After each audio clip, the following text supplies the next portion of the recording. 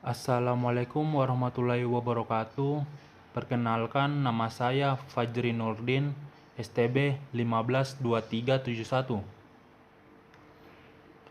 Saya akan mempresentasikan evolusi teknologi seluler dari 1G hingga 5G, mata kuliah teknologi mobile.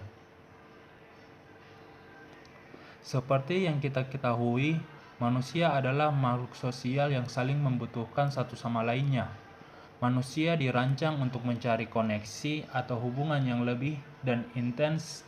Salah satu sarana atau alat dalam mewujudkan hal tersebut adalah komunikasi.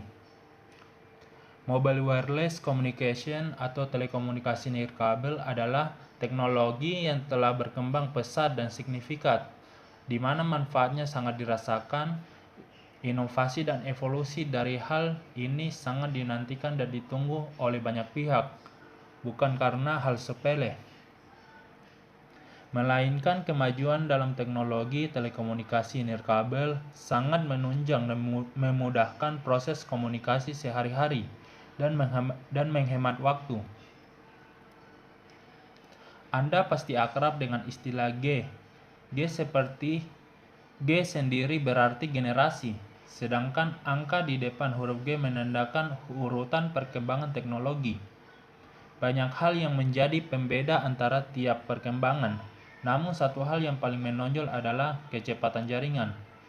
Nah, berikut ini adalah pembahasan dari 1G hingga 5G. Perkembangan teknologi 1G sampai 5G, teknologi sekarang sudah sangat maju dan GPRS, 8G, UMTS, HSDPA adalah generasinya. GPRS adalah generasi pertamanya, disusul dengan 8G dengan memberikan layanan agak cepat, lalu 3G dengan menghadirkan layanan tercepat, dan akhirnya teknologi sekarang 4G menyingkirkan semua dengan menghadirkan layanan sangat cepat untuk mengakses data, dan mungkin akan hadir layanan 5G. Ketika Anda terhubung ke internet, kecepatan internet akan sangat bergantung pada kekuatan sinyal yang ditampilkan di telepon seluler dalam bentuk seperti 2G, 3G, 4G, dan lain-lain. Setiap generasi akan memiliki standar tertentu yang harus disesuaikan dengan standar jaringan telepon dan sistem telepon seluler pada saat itu. Setiap generasi pastinya akan selalu membawa frekuensi baru, kecepatan data yang semakin tinggi, dan teknologi transmisi terbaru. Seperti yang sudah banyak diketahui, saat ini jaringan 5G sedang dalam proses pengembangan. Bahkan di beberapa negara maju, jaringan 5G sudah bisa digunakan. Jaringan 5G diperkirakan akan diluncurkan secara komersil di seluruh dunia pada tahun 2020 dengan bekerja sama dengan teknologi pendahulunya yaitu 3G dan 4G untuk menyediakan koneksi yang lebih cepat dan tetap terhubung dimanapun Anda berada.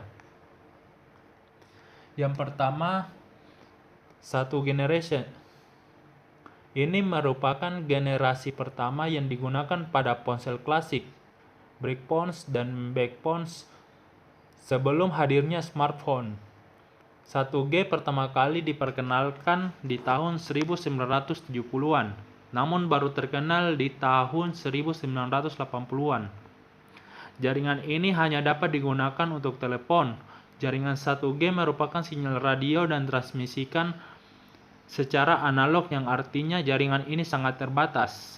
Generasi pertama atau 1G adalah teknologi handphone yang menggunakan sistem analog. Generasi pertama ini menggunakan teknik komunikasi yang disebut Frequency Division Multiple Access atau FDMA. Teknik ini memungkinkan untuk membagi alokasi frekuensi pada suatu sel untuk digunakan masing-masing pelanggan di sel tertentu, sehingga setiap pelanggan saat melakukan pembicaraan memiliki frekuensi sendiri.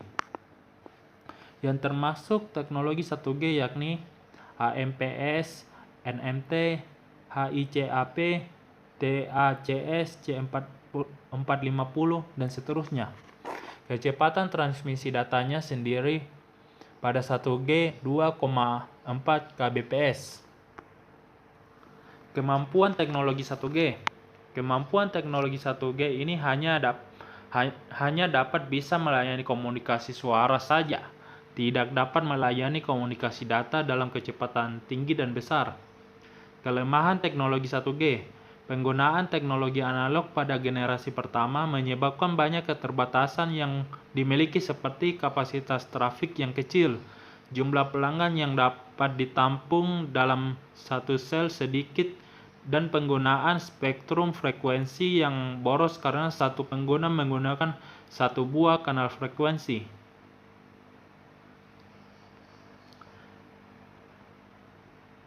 Selanjutnya, dua generation.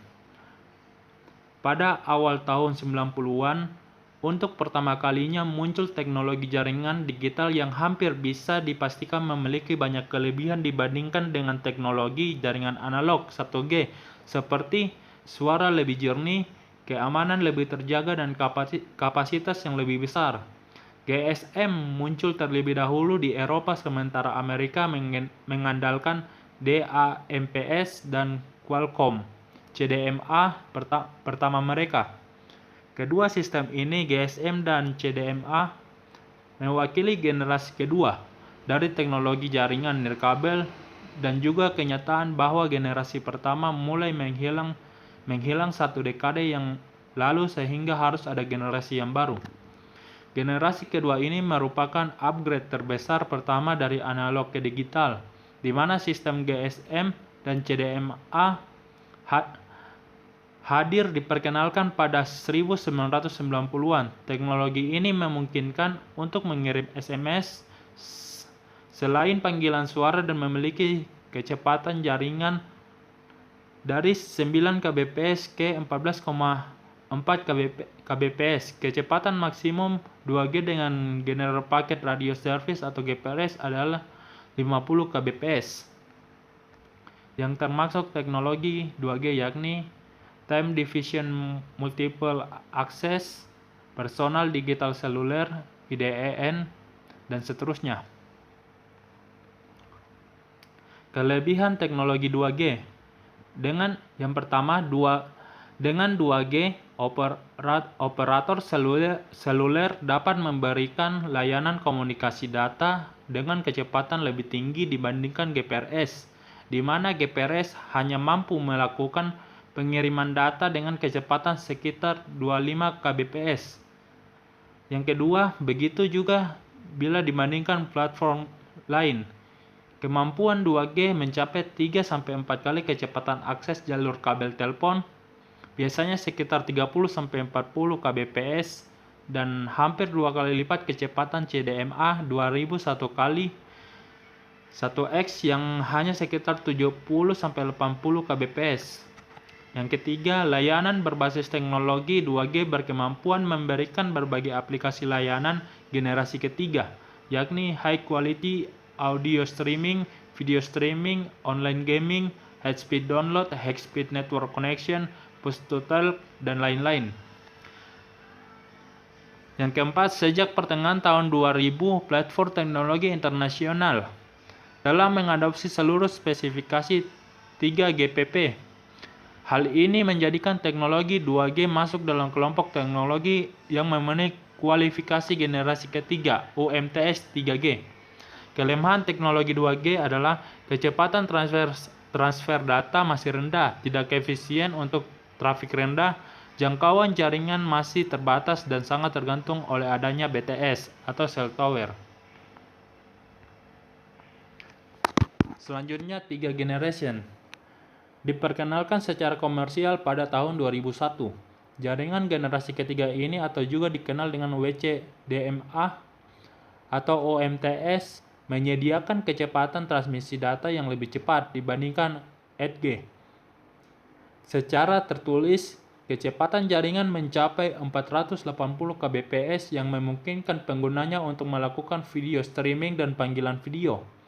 Antara tahun 2001 sampai 2003, FDO Rev 0 pada CDMA 2000 pada dan UMTS pada GSM pertama yang merupakan cikal bakal generasi ketiga diperkenalkan. Tapi ini bukan berarti GPRS telah mati. Justru saat itu EDG Enhanced Data Rates for GSM Evolution ini diharapkan akan menjadi pengganti GPRS yang baik karena tidak perlu mengupgrade hardware secara ekstrim dan tidak terlalu banyak mengeluarkan biaya. Dengan EDG Anda sudah dapat merasakan kecepatan 2 kali lebih cepat daripada GPRS, akan tetapi tetap saja masih kurang cepat dari 3G. Teknologi 3G diperkenalkan pada awalnya adalah untuk tujuan sebagai berikut. 1. Menambah efisiensi dan kapasitas jaringan, menambah kemampuan jelajah atau roaming. 3. Untuk mencapai kecepatan transfer data yang lebih tinggi. 4. Peningkatan kualitas layanan. 5. Mendukung kebutuhan internet bergerak. International Telecommunication Union mendefinisikan 3G sebagai teknologi yang dapat bekerja sebagai berikut. 1. Mempunyai kecepatan transfer data sebesar 144 kbps pada kecepatan user 100 km per jam. 2. Mempunyai kecepatan transfer data 384 kbps pada kecepatan berjalan kaki. Yang ketiga, mempunyai kecepatan transfer data sebesar 2 Mbps pada user diam.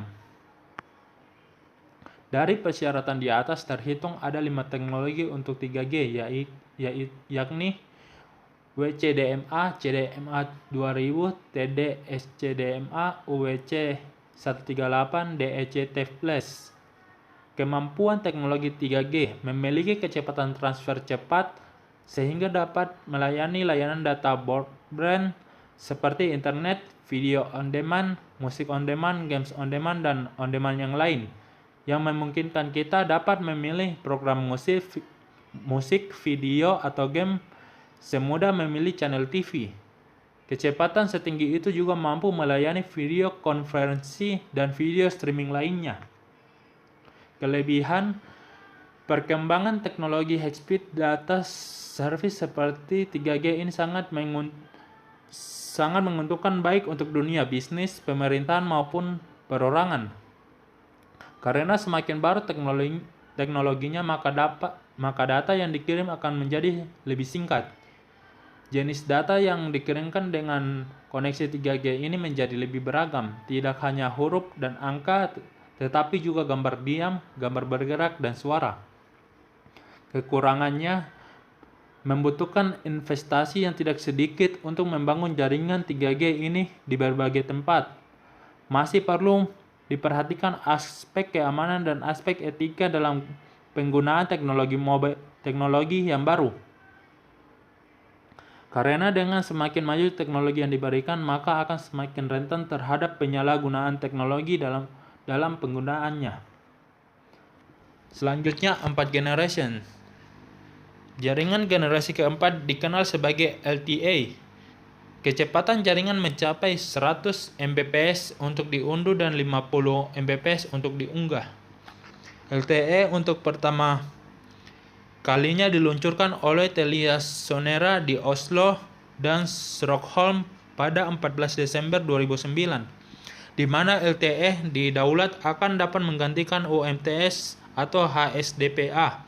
Tujuan utama dari LTE guna meningkatkan kemampuan kapasitas dan kecepatan jaringan data nirkabel menggunakan teknik DSP dan modulasi yang dikembangkan pada awal milenium baru.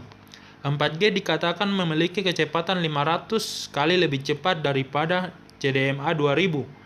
Dapat memberikan kecepatan hingga 1 Gbps. Jika Anda di rumah atau 100 Mbps ketika Anda berpergian dan dalam waktu yang singkat.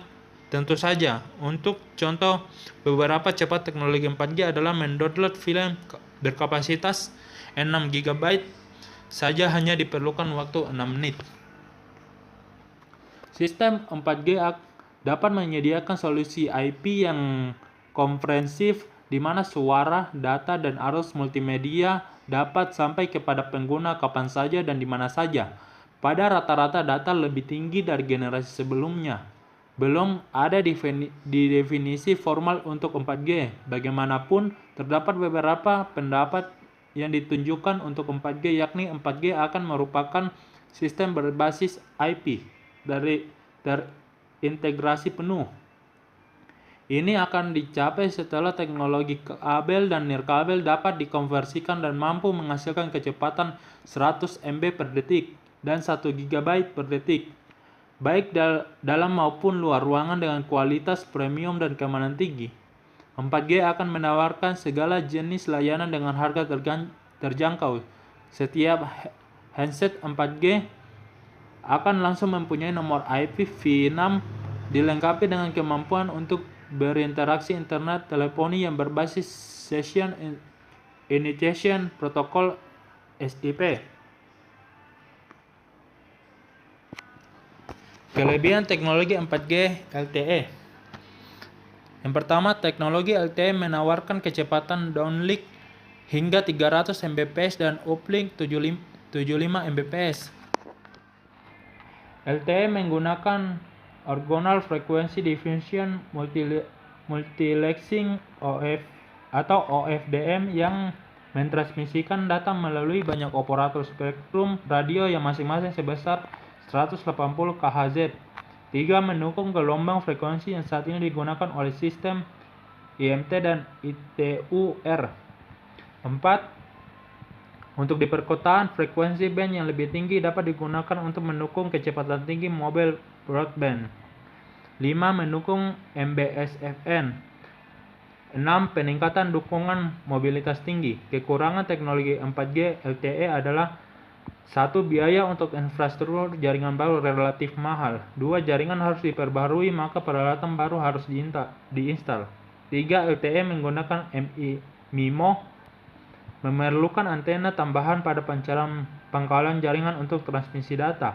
4. Sebagai akibatnya, jika terjadi pembaruan jaringan, maka pengguna perlu membeli mobile device baru agar dapat menikmati jaringan yang mendukung teknologi LTE. Selanjutnya 5G. 5G jaringan seluler generasi kelima atau 5 generasi nirkabel system adalah nama yang digunakan dalam beberapa makalah penelitian dan proyek-proyek untuk menunjukkan fase utama berikutnya dari standar telekomunikasi seluler melalui standar 4G. Saat ini 5G bukan istilah resmi digunakan untuk spesifikasi tertentu atau dokumen resmi belum diumumkan oleh perusahaan telekomunikasi atau badan standarisasi seperti 3GPP. Rilis standar baru di luar 4G sedang berlangsung oleh badan standarisasi, tetapi saat ini tidak dianggap sebagai generasi ponsel baru tapi di bawah payung 4G. 5G memiliki kelebihan dibandingkan dengan 4G dalam hal transaksi data yang lebih cepat. Selain itu, generasi ini juga diklaim lebih hemat daya dibandingkan dengan generasi sebelumnya. Keberadaan 5G juga diprediksi akan mempengaruhi pertumbuhan internet. Generasi kelima ini masih terus dikembangkan, bahkan di negara-negara maju seperti Amerika Serikat, Jepang, Tiongkok, dan Korea Selatan, mereka masih mengembangkan generasi ini. Jaringan internet 5G memiliki kecepatan internet yang tinggi dengan lancar, meski karena sedang berada di kereta berkecepatan sampai 500 km per jam. Selain itu, dengan teknologi jaringan internet 5G, pengguna mampu melakukan download film 800 MB dalam waktu sedetik saja. Sementara jaringan 4G membutuhkan waktu sekitar 40 detik untuk melakukan hal yang sama. Keuntungan teknologi 5G. 1. Resolusi tinggi dan bentuk bandwidth yang besar dan direksional. 2. Teknologi untuk mengumpulkan semua jaringan pada satu platform. 3. Lebih efektif dan efisien. 4. Teknologi untuk memfasilitasi alat pengawasan pelanggan untuk tindak yang cepat. 5. Kemungkinan besar akan memberikan data penyiaran yang besar yang akan mendukung lebih dari 60.000 sambungan. 6. Mudah dikelola dengan generasi sebelumnya. 7. Teknologi suara untuk mendukung layanan heterogen, termasuk jaringan pribadi.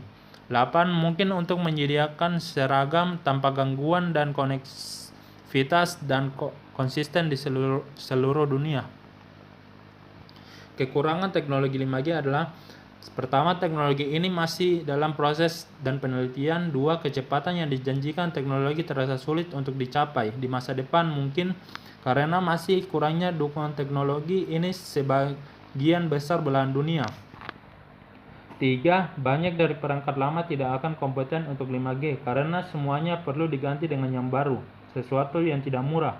4. Mengembangkan infrastruktur membutuhkan biaya tinggi. 5. Keamanan dan masalah privasi belum diselesaikan.